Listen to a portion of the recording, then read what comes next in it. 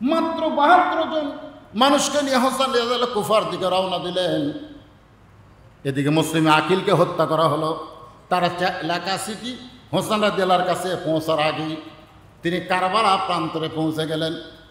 এমন সময় জিয়াদের নেতৃত্বে হোসেন রাদিয়াল্লাহকে আটকানো হলো।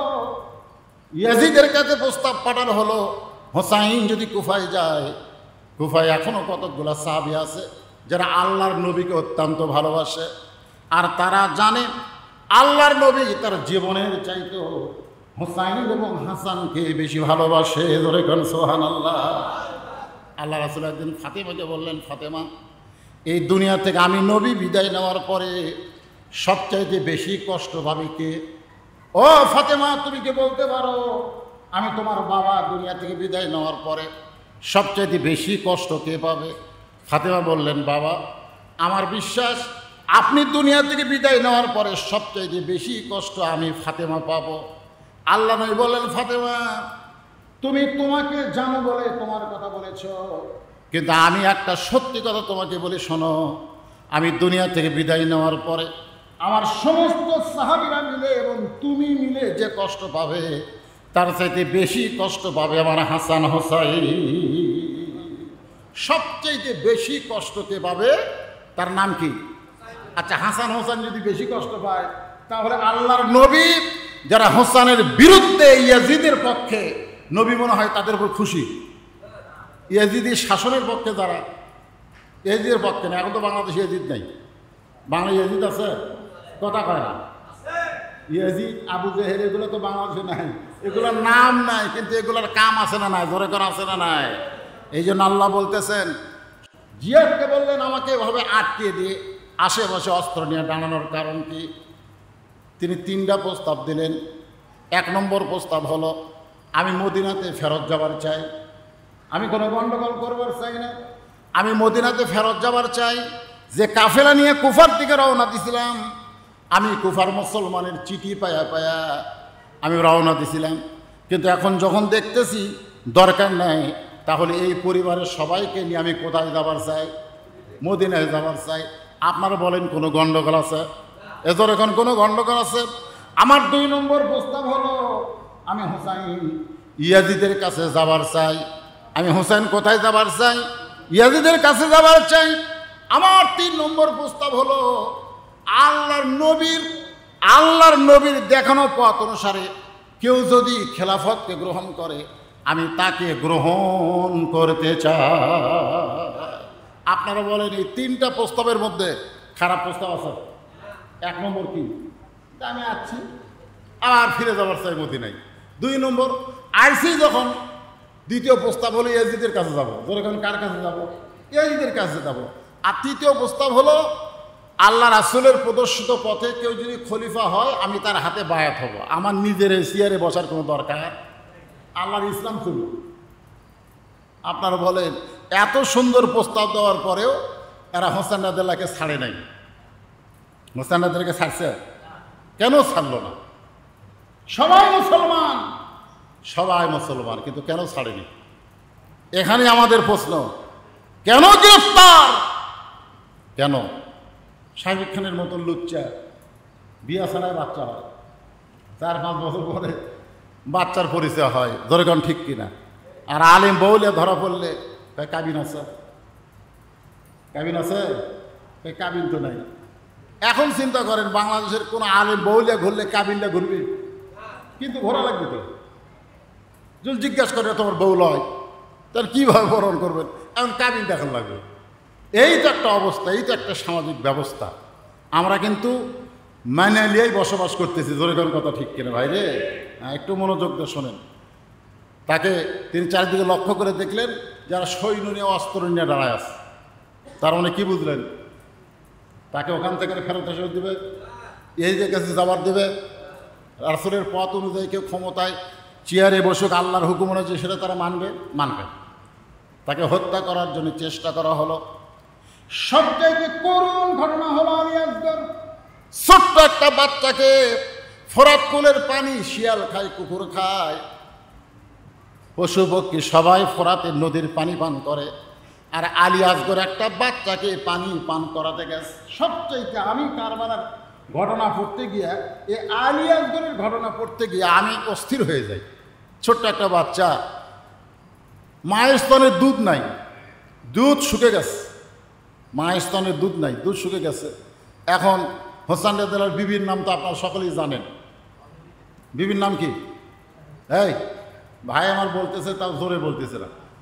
বিবির নাম হলো শাহের বানু। জোরে কারণ বিবির নাম কি? শাহের বানুর বাপের নাম কি? এগুলা জানা লাগবে তো। ইতিহাস না জানলে আপনি কোন ইতিহাসের মানুষ সেটা তো আপনি বুঝতে পারবেন না।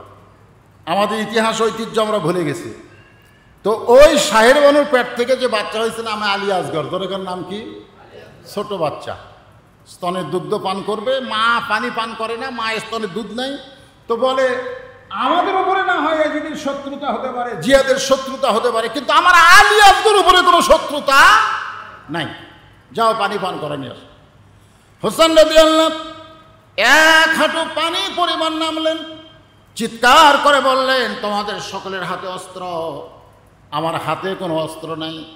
আমার দুই হাতে শুয়ে আছে আমার অবশিশু বাচ্চা, মায়ের স্তনের দুগ্ধ নেই, পানির জন্য জিহ্বা বের করতেছে। আমি একজন বাবা হইয়া ফরাত কোলে কত পানি, অথচ আমার বাচ্চার মুখকে আমি পানি পান করাতে পারবো না। এই কথা বলে সামান্য পানি যখন হাতের চলে নিয়ে আলী আসগরকে মুখের মধ্যে দিবেন, ছোট্ট বাচ্চা আলী আসগর যখন পানি পান করার জন্য মুখটা ফাঁক করেছে, এমন সময় সৈন্যর একটা তীর এসে আলী আসগরের বুকের মধ্যে ঢুকে গেল। আলী আসগরের দুনিয়া থেকে বিদায় হওয়ার পরে হোসেন রাদিয়াল্লাহু তার বিবির কাছে এনে বললেন তুমি না ফোরাতের পানি পান করার জন্য পাঠাইছিলা, লক্ষ্য করে দেখো তোমার সন্তানকে আর পানি পান করা লাগবে না। হোসেন রাদিয়াল্লাহু বিবি তার স্বামীর মনকে খুশি করার জন্য সন্তানের কপালে চুমা দিলেন। তার স্বামীর মনকে খুশি করার জন্য সন্তানের কপালে চুমা দিয়ে বললেন স্বামী গো, দুনিয়ার নদীর পানি আমার আল্লাহ তাআলা আমার সন্তানের জন্য পছন্দ করে নাই। আমার বিশ্বাস শাহাদাতের পিয়ালা পান করে আমার সন্তান হাউজে কাউসারের পানি পান করতেছে। জোরে কর না সুবহানাল্লাহ।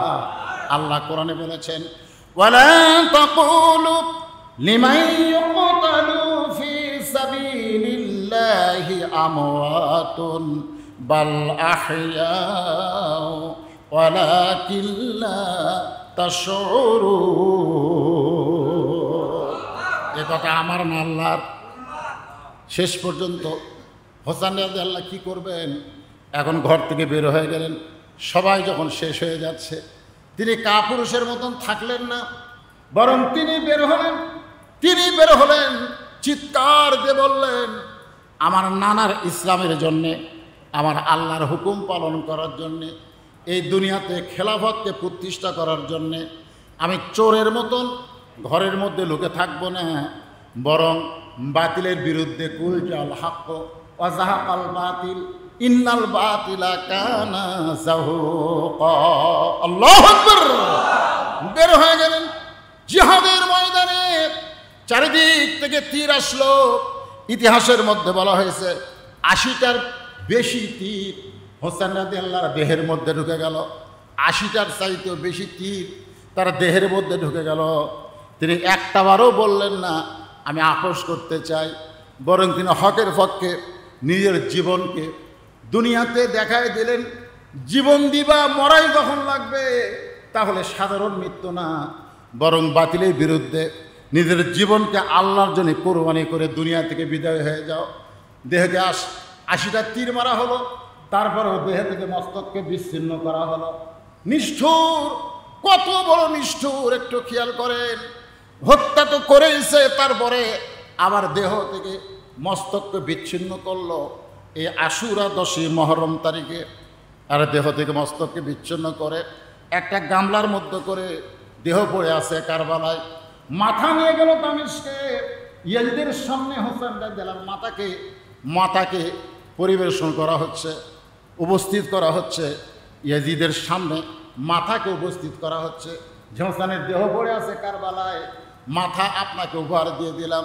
ইয়াজিদ তখন ক্ষমতার চেয়ারে ছিল। অনেকে বলে ইয়াজিদের কোনো দোষ নাই, আমি বললাম দোষ নাই, ঠিক আছে, কিন্তু যারা মাতা ইয়াজিদের সামনে প্রদর্শন করলো, ইয়াজিদ তাদেরকে হত্যার বিনিময়ে হত্যার একটা রায় দিত, একটা আইন জারি করত, তাহলে কিন্তু বাতিল প্রশ্রয় পাইত না, হকের বিজয় হতো। জোরে কোন কথা ঠিক কিনা? কিন্তু ইয়াজিদ ওই মাথা কেবল সামনে নিয়ে আসা হলো, তার হাতে একটা লাঠি ছিল। আমার কথার দিকে খেয়াল করেন, ওই হাতের লাঠিটা হোসেন রাজার মুখের মধ্যে ঢুকাই দিল। ওই যে কর্তৃত্ব মাথা, ওই মাথার মুখের মধ্যে ঢুকাই দিয়ে উপহাস করে বলতে থাকলো, হোসেন জেদ করলা, শুধু জেদ করলা, তুমি জানো জনগণ তোমার সঙ্গে নাই, তুমি জানো তুমি পারবে না, তুমি শেষ হয়ে যাবে, এরপরেও তুমি জেদ করলা। আজকে জেদ করার পরে তোমার দেহ আছে এক জায়গায়, তোমার মাথা আছে আর এক জায়গায়।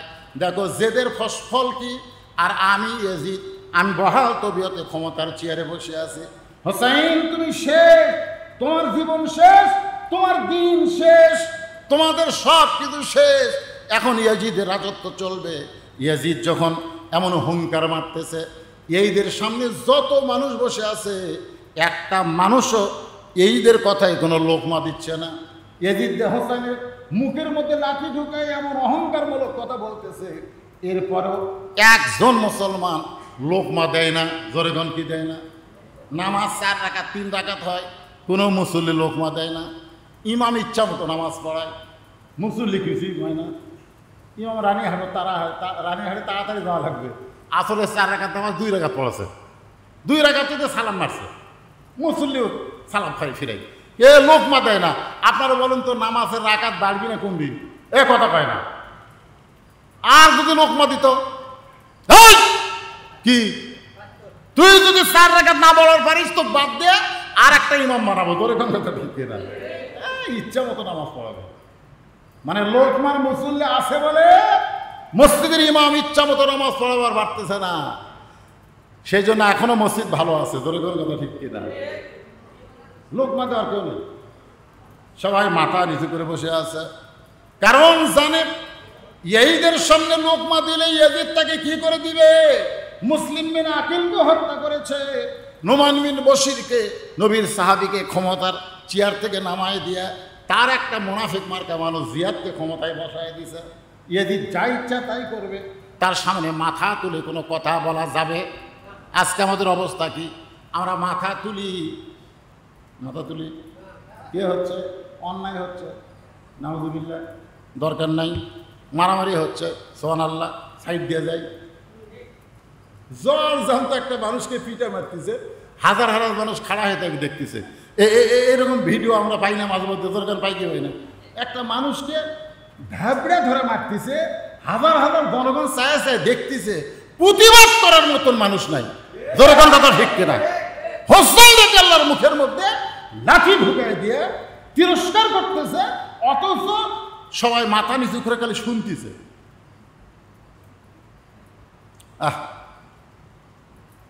আশুরা 10ই মুহররম, এমন সময় লাঠিতে ভর দিয়ে ঠিক মতো দাঁড়াবার পারে না, তারপরেও লাঠিতে ভর দিয়া একজন সাহাবী দাঁড়ায়া গেলে।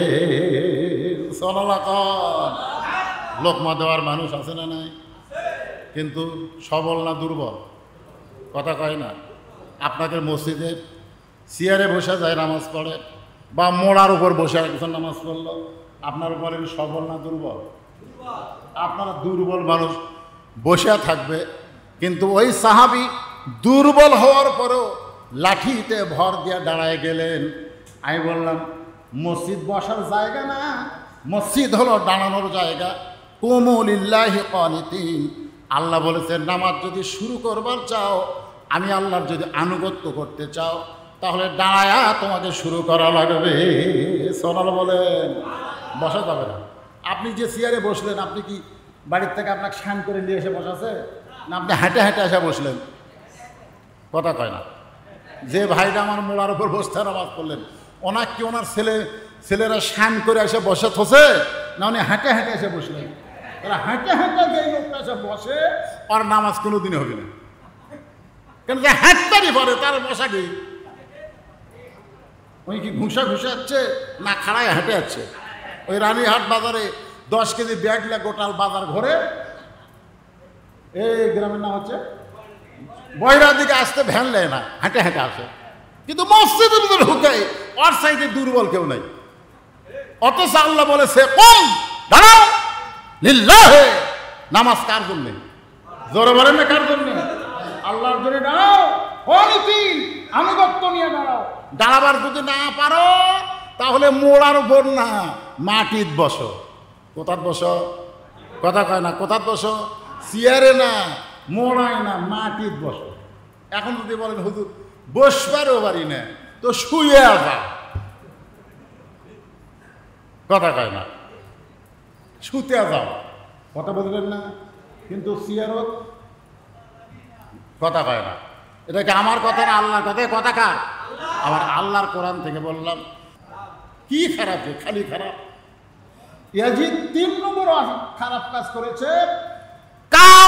কাবা ঘরে কামান মারছে, কামান। সেই সময়কার আগুনের কামান মারছে আল্লাহর কাবা ঘরে। কয়টা? এদের বাপের নাম কি? আমি আপনাকে একটু ধারাপাতের মতো শিখাইতেছি, একটু মনে রাখেন। বাপের নাম কি? হযরতে মুআবিয়া। আমির হামজা কি কয়? মুআবিয়া। জোরেকার নাম কি? মায়ের নাম কি? হিন্দা। জোরেকার মায়ের নাম কি?